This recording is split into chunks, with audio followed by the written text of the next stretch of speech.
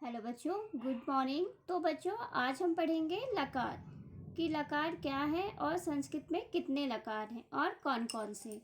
तो सबसे पहले हम ये जान लेते हैं कि संस्कृत में कितने लकार हैं। ओके, तो बच्चों, संस्कृत व्याकरण शास्त्र में सर्वमुख 10 लकार हैं। कितने लकार हैं? 10 लकार हैं। लेकिन 10 लकार में से हम सिर्फ 5 ही लकार का प्रयोग करते हैं। ओके, 5 लकार का प्रयोग करते हैं। कौन कौन से लकार का?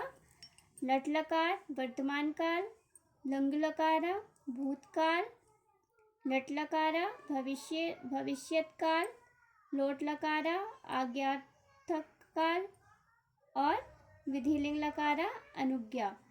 मतलब इसमें जो भी शब्दों का प्रयोग होता है वो अनुज्ञात्मक शब्दों को प्रयोग किया जाता है। ओके, विधिलिंग लकार में। तो लकार क्या है? लकार बच्चों, जो कालवाचक जो लकार होते हैं उन्हें हम क्या कहते हैं? लकार कहते हैं। ओके, चलिए, तो सबसे पहले हम पढ़ेंगे लट लकार के बारे में कि लट लकार क्या है। ओके, लट लकार क्या है? तो बच्चों, लट लकार जो है, जैसे लट लकार में प्रथमा पुरुष पता होगा आप लोगों को। 3 पुरुष होते हैं, प्रथमा पुरुष, मध्यमा पुरुष और उत्तमा पुरुष। वचन कौन कौन से? एक वचन, द्विवचन, बहुवचनम। ओके, तो जो प्रथम पुरुष है उसमें जो लट लकार है, अगर हम इसमें धातु जोड़ देते हैं, जैसे हमने पठ धातु जोड़ दी। ओके, तो कैसे हम इसका उच्चारण कैसे करेंगे? सबसे पहले हम ये जान लेते हैं। अभी दिया हुआ है ती ता अंति।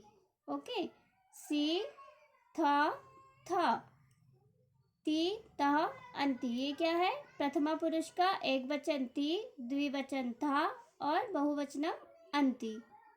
तो इसमें क्या होगा? ती का मीनिंग क्या होगा? जैसे हमने पठ धातु जोड़ दी है ना, तो क्या हो जाएगा यहाँ?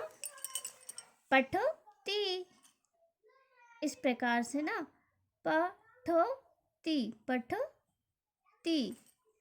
फिर पठ तह, पठ धातु हम जोड़ देंगे, तहा ये ऑलरेडी लिखा हुआ है। फिर पठंती, पठंती है ना। तो एक वचन में कैसे हम पढ़ेंगे? ती एक वचन में है तो क्या बोलेंगे हम? कि वह पढ़ता है। फिर द्विवचन में वे दो पढ़ते हैं या वह दो पढ़ते हैं। बहुवचन में एक वचन और द्विवचन तो पता होगा, और बहुवचन मतलब 1 और 2 से जो ज़्यादा हैं, तो वे सब पढ़ते हैं या वह सब पढ़ते हैं। ओके, फिर है मध्यम पुरुषा सी था थ। तो इसमें अगर हम पठ धातु को जोड़ेंगे तो क्या होगा? पठ सी, पठ सी, पठ तह, पठ तह, पठत। ओके, इसका क्या हो जाएगा? पठत। प ठो थो, पठत। तो ये क्या आ गया? द्विवचन में मध्यम पुरुष में कैसे वाक्य बनेंगे?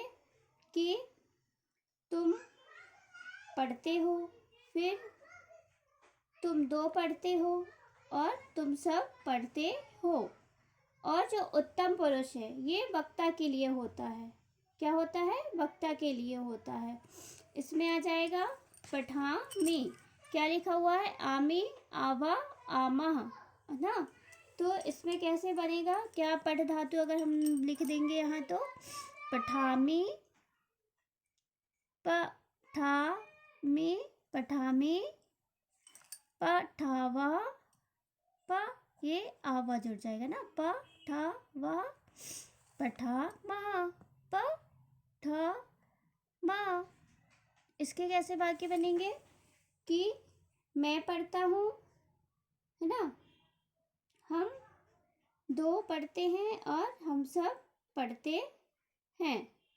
ओके, आया आपको समझ में? इसी प्रकार हम, जैसे हमने लट लकार में पठ धातु को लिखकर हमने वाक्य बनाए, इसी प्रकार हम लिख धातु से भी कर सकते हैं कि लिखती, लिखता, लिखंती, लिखसी, लिखता, लिखत, लिखामी, लिखावा, लिखामा।